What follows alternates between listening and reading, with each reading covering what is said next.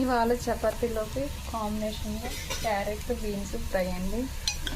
ముందుగా ఆయిల్ వేసి తాలింపు సరుకులు పచ్చిశనగపప్పు, ఆవాలు, జీలకర్ర, మినపప్పు, ఎండుమిర్చి, తర్వాత బీన్స్ అలాగే క్యారెట్ వేసుకోవాలి, బాగా వేగాలి. ఇప్పుడు ఇందులో అల్లం వెల్లుల్లి పేస్ట్ 1/2 టీ స్పూన్, అల్లం వెల్లుల్లి పేస్ట్ పచ్చివాసన పోయేంత వరకు వేగాలి. ఇప్పుడు ఇందులో 1 స్పూన్ సాల్ట్,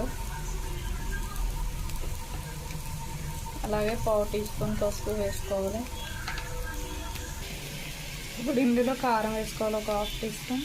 అంతే అండి, క్యారెట్ బీన్స్ ఫ్రై రెడీ. చపాతీ కూడా కాల్చుకున్నాం.